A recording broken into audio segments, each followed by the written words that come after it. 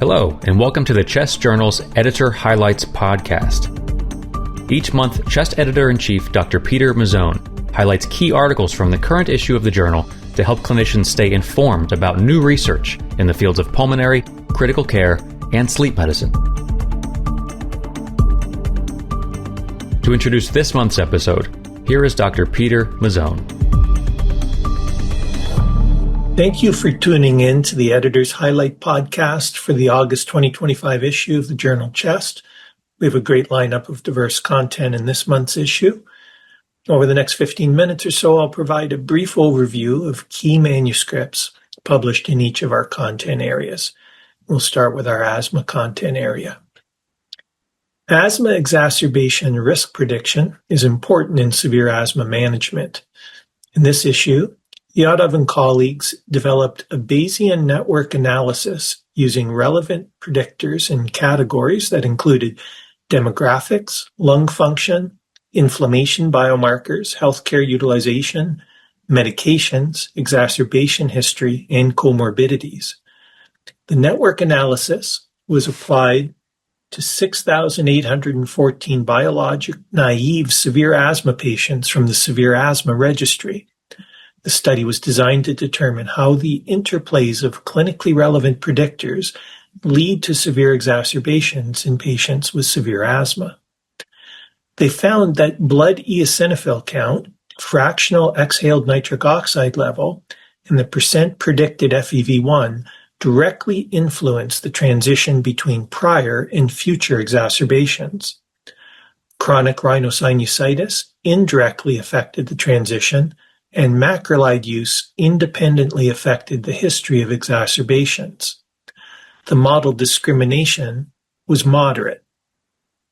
These findings identify a prediction pathway of severe exacerbations and the influence of chronic rhinosinusitis and macrolide use. Next is our chest infections content area. There's limited data on patients with inflammatory bowel disease-related bronchiectasis. In this issue, Friend and colleagues report findings from a single-center retrospective study of patients visiting an inflammatory bowel disease unit at a tertiary center. The study was designed to identify the prevalence, risk factors, and clinical characteristics of inflammatory bowel disease-related bronchiectasis.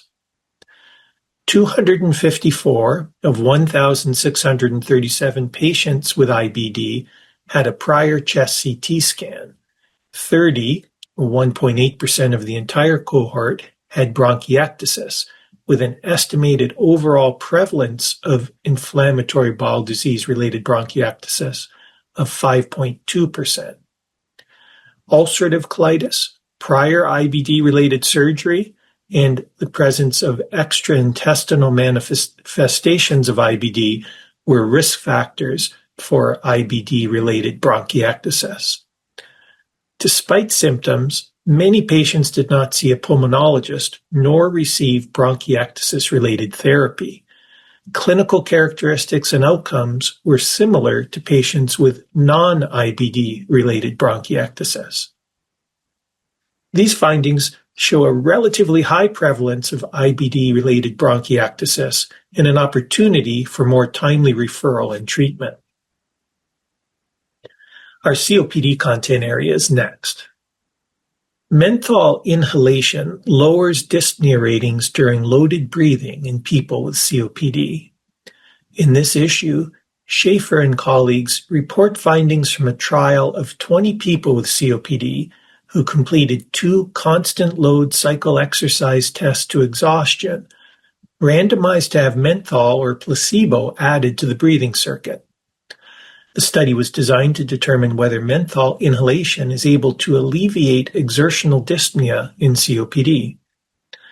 Serial dyspnea intensity ratings were lower with menthol, as were ratings of dyspnea unpleasantness, air hunger, and mental breathing effort at end exercise. Menthol-related improvements were correlated with higher endurance time. There were no differences in ventilatory and neuromuscular parameters. 85% reported easier inspiratory airflow with menthol. These findings suggest that menthol inhalation may be useful for management of exertional dyspnea in selected people with COPD. Other original research in this section includes an evaluation of CT emphysema subtypes in cardiac hemodynamics estimated by MRI, a MESA COPD study, and a study that phenotypes exertional breathlessness using cardiopulmonary exercise testing in people with chronic airflow limitation. Completing this section is a How I Do It review on selecting an inhaled delivery system in COPD. Next is our critical care content area. There's limited evidence to support the routine use of continuous glucose monitoring in the ICU. In this issue, Frank and colleagues report findings from a single-center, investigator-initiated, parallel group, open-label randomized controlled trial of 85 adult patients admitted to a medical or surgical ICU who had diabetes or hyperglycemia and were treated with insulin. The study was designed to determine if continuous glucose monitoring in critically ill patients with hyperglycemia improves the time within a target glucose range. They found no statistically significant difference between continuous glucose monitoring and standard of care for the primary outcome. The only statistically significant difference noted was related to patient satisfaction. These results do not support continuous glucose monitoring as the superior method for routine glucose monitoring in the intensive care unit.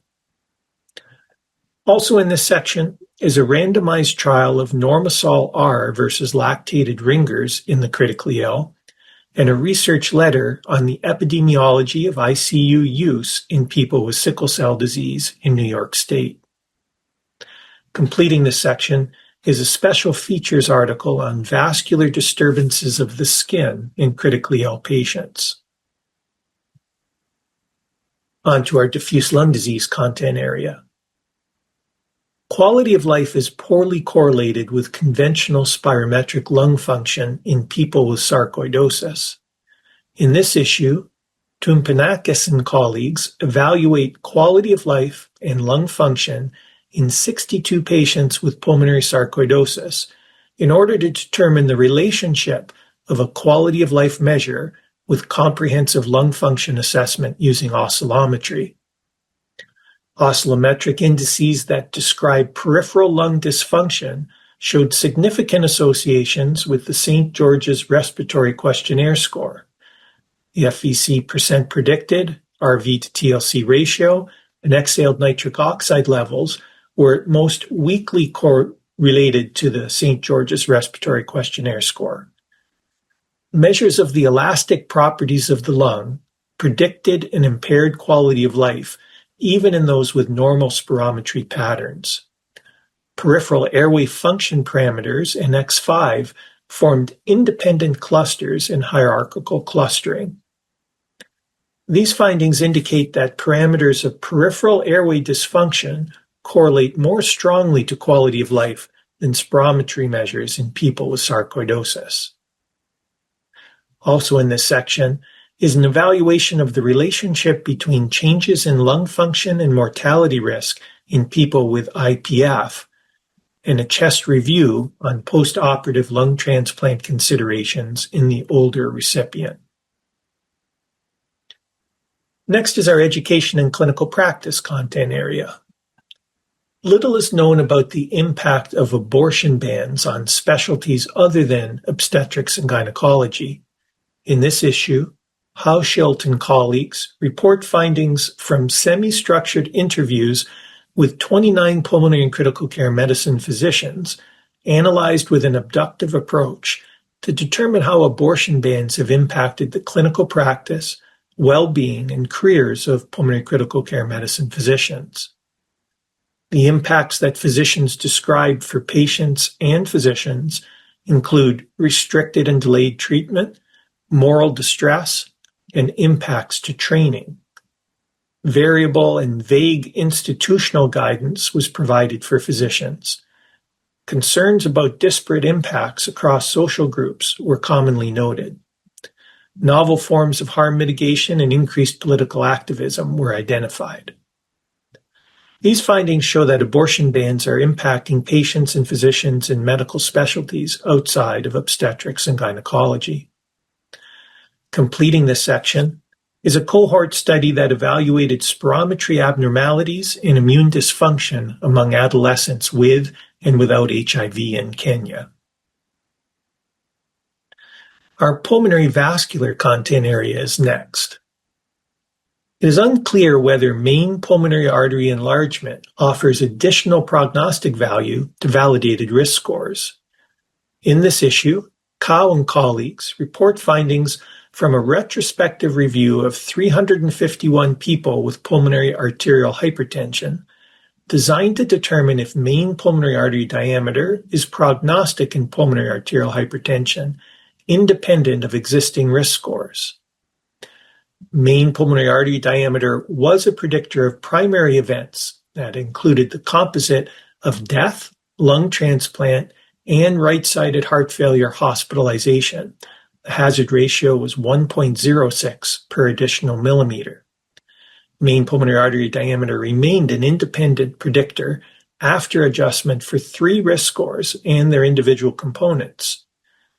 Mean pulmonary artery growth rate also predicted the outcome, with a hazard ratio of 1.79 per millimeter per year, independent of baseline mean pulmonary artery diameter.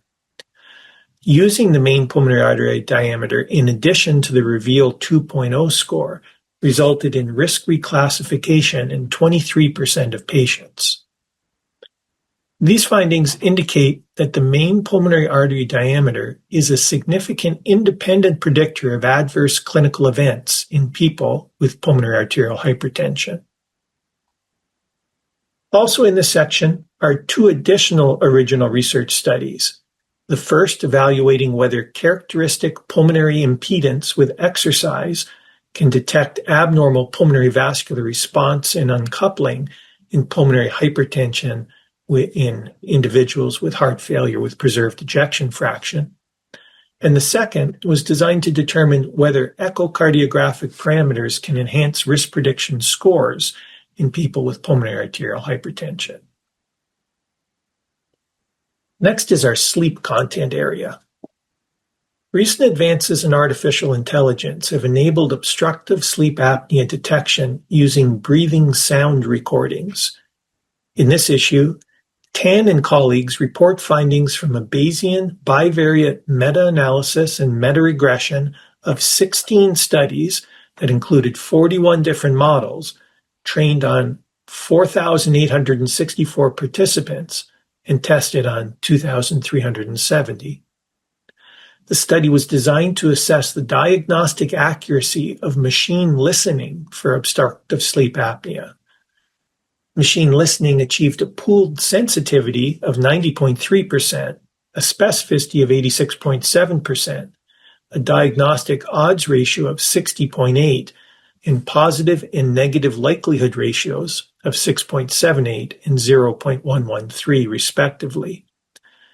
Increased sensitivity was related to higher audio sampling frequencies, non-contact microphones, higher obstructive sleep apnea prevalence, and train test split model evaluation. Home smartphone versus in-lab recordings, deep versus traditional machine learning, and variations in age and sex did not influence the accuracy. These findings suggest that machine listening has an excellent diagnostic accuracy comparable to common home sleep tests. Next is our thoracic oncology content area. Robotic-assisted bronchoscopy is gaining adoption, but evidence of the outcomes in real-world settings is lacking. In this issue, Murgu and colleagues report findings from a multi-center, prospective, single-arm study that included 679 subjects from 21 sites. The study was designed to determine the clinical safety, navigational success, and diagnostic yield of robotic-assisted bronchoscopy for biopsy of peripheral pulmonary lesions 8 to 50 millimeters in diameter. The mean lesion size was 20.9 millimeters, with a median distance from the pleural surface of 5 millimeters. Complication rates were 3.8%. The lesion was reached in 98.7% of cases, and location was confirmed with radioprobe EBIS in 91.7%. The prevalence of malignancy in the study was 64.1%, and the diagnostic yield, based on strict reporting criteria, was 61.6%. The sensitivity for malignancy was 78.8%.